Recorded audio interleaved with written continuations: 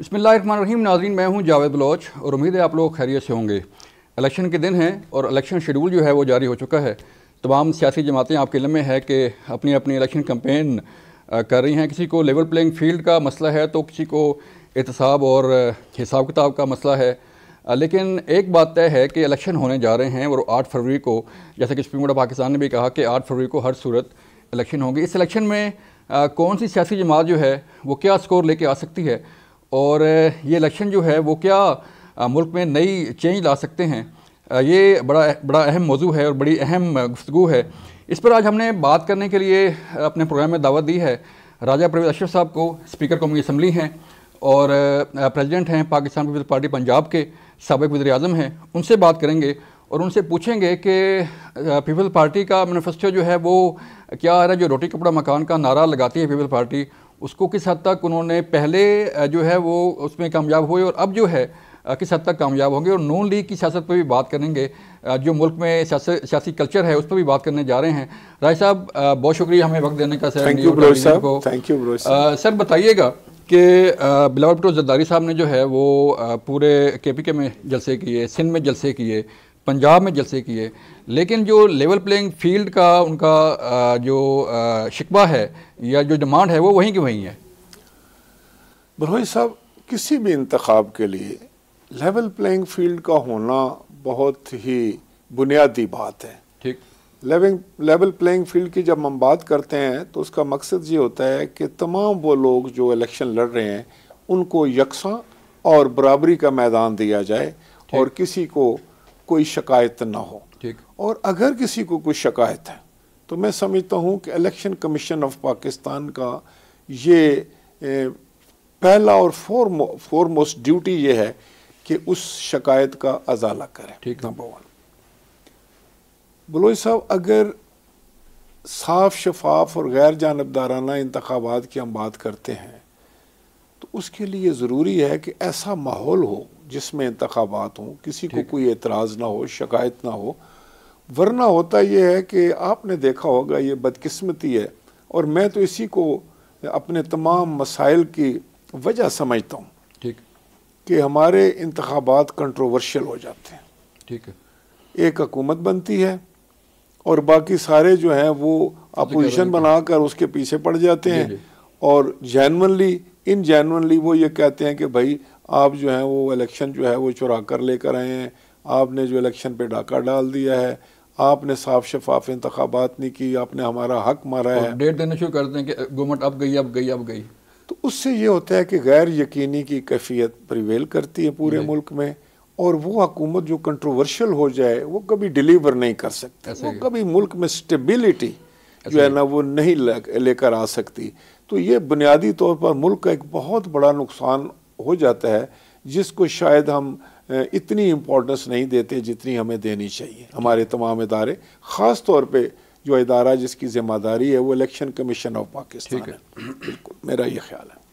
تو سر آپ فرما رہے ہیں کہ الیکشن کمیشن کی ذمہ داری ہے کہ تمام سیاسی جماعتوں کو جو ہے وہ پلیٹ فارم دے، لیول پلینگ فیلڈ دے.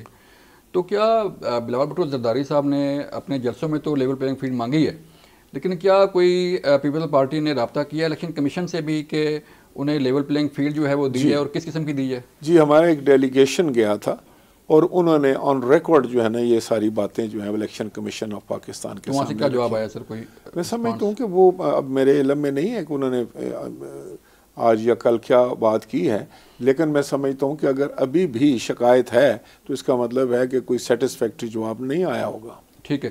تو لیول پلینگ فیلڈ کا سر مطلب کیا ہے کہ دیکھیں نا، جلسے ہو رہے ہیں، آپ کو فریلی سیکورٹی فراہم کی جا رہی ہے، عوام آ رہی ہے آپ کے جلسوں میں، لیکن اس کے باوجود لیول پلینگ فیلڈ کا جو ڈیمانڈ ہے وہیں پہ ہے. تو پھر کیا سمجھیں کہ لیول پلینگ فیلڈ ہوتی کیا ہے؟ لیول پلینگ فیلڈ یہ ہوتی ہے کہ اگر آپ ایک برتاؤ مجھ سے کر رہے ہیں تو وہی برتاؤ میرے اپوننٹ سے بھی کریں. ٹھیک.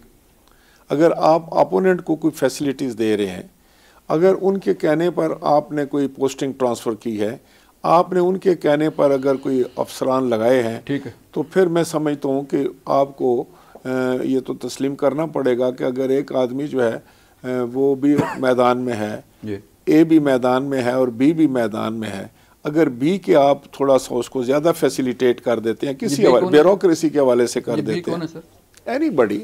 میں ایگزامپل دے رہا ہوں, ایک کا نام ایک اے رکھ دیں پارٹی کا, دوسرے کا بی رکھ دیں, نون لیگ کا نام نہ لیں. جی ہاں جی. تو اس میں یہ ہوتا ہے کہ پھر شکایات پیدا ہوتی ہیں. ٹھیک. جب شکایات پیدا ہوتی ہیں, اور اس میں سمجھتا ہوں کہ کچھ پی ایم ایل این کا بھی قصور ہے کہ انہوں نے, میں سمجھتا ہوں کہ ایک غلط انداز سے یہ سمجھ لیا کہ شاید اگر وہ یہ کہہ دیں کہ ہمیں ابشیر باد ہے یا ہمارے پیچھے ہاتھ ہے کوئی, ہمیں کوئی جو ہے وہ کوئی جو بہتر ہمارے ساتھ سلوک ہو رہا ہے, ہم جو ہے وہ بہتر پوزیشن میں ہیں, تو اس سے بھی کنٹروورسی کھڑی ہو جاتی ہے. دیکھیے کچھ بھی ہو جائے, ہم نے اپنے اداروں کو جو ہے وہ بدنام نہیں کرنا, ہم نے انہیں سیاست میں نہیں گھسیٹنا, خواہ اچھائی ہو یا خواہ برائی ہو.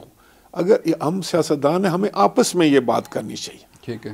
اور دیکھیں نا, اگر مثال کے طور پہ میں سمجھتا ہوں کہ ایک جماعت سمجھتی ہے کہ دوسرے کے پاس صحیح پلینگ فیلڈ نہیں ہے, اس کو خود کہنا چاہیے کہ نہیں, ان کو بھی کوئی پلینگ فیلڈ ہونا چاہیے تاکہ کل کوئی جیتے یا ہارے تو اس کو تسلیم کر لے. بالکل ٹھیک ہے. رائے صاحب, پیپلز پارٹی کا ایک نعرہ شروع سے رہا ہے روٹی کپڑا اور مکان کا, اور یہ نعرہ شہید ذوالفقار علی بھٹو سے لے کے اب تک جو ہے وہ قائم ہے, اور آپ کا جو ووٹر ہے وہ اسی پہ ہی رلائی کرتا ہے کہ پیپلز پارٹی آئے گی تو روٹی کپڑا مکان کا جو ہے وہ بات کی جائے گی.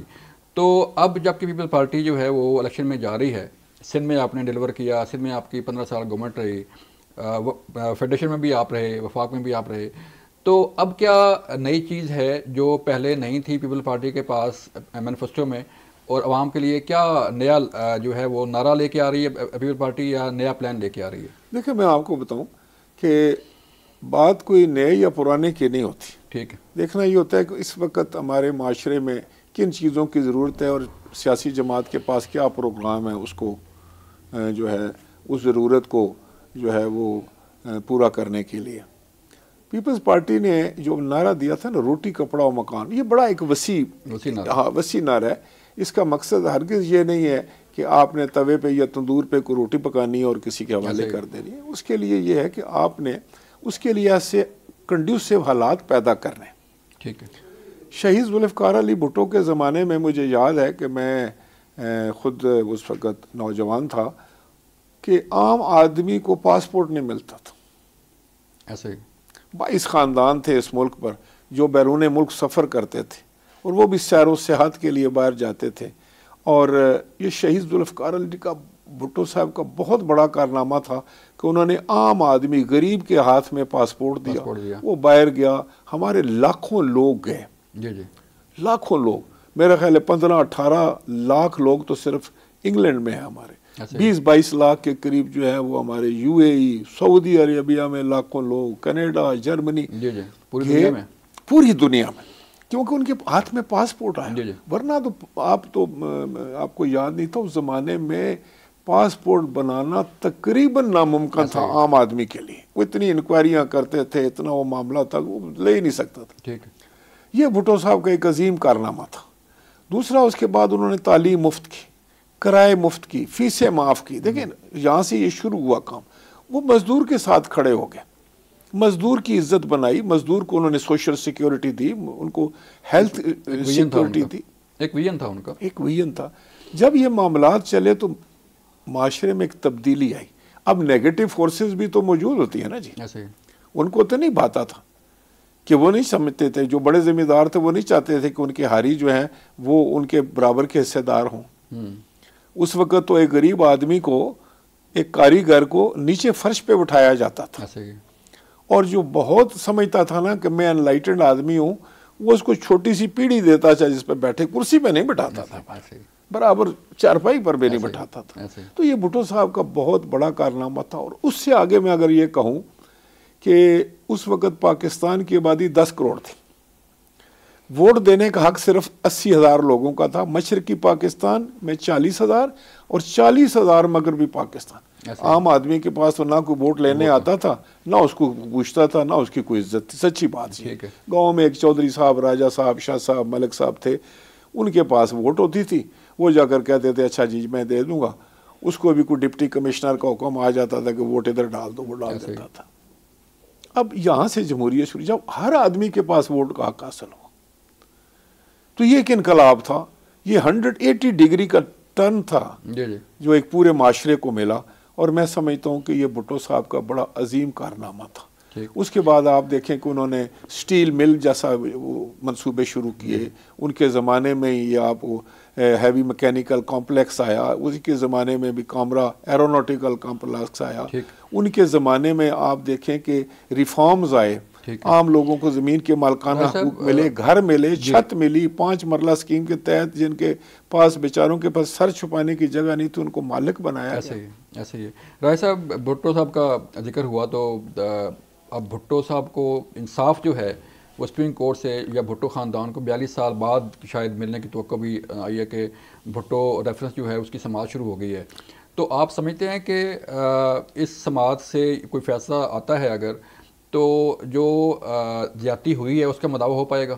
دیکھیں میں آپ کو بتاؤں، اب وہ کردار بھی نہیں رہے، جی اب بھٹو صاحب تو واپس نہیں آئیں گے، نہیں آئیں گے، نہ ہی میں سمجھتا ہوں کہ کسی کو سزا دینا یا سزا دلوانا اس سے مقصود ہے۔ ٹھیک ہے، لیکن میں سمجھتا ہوں کہ اس وقت پریزیڈنٹ زرداری صاحب نے اور ان کی جماعت نے، سی سی نے، باقی جو اکابرین تھے، ان کا یہی کہنا تھا کہ ہمیں تاریخ کو درست کرنا چاہیے، ایسے تاریخ کی درستگی کے لیے، کیونکہ اس وقت جس جج نے یہ جو موجود تھے سزائیں دینے والے، انہوں نے اپنے بیان میں یہ کہا کہ یہ ایک ظلم ہوا جو ہمارے سے ہو گیا، ہمیں پریشر میں رکھا گیا، ہم بحالت مجبوری ہم نے یہ ظلم کیا۔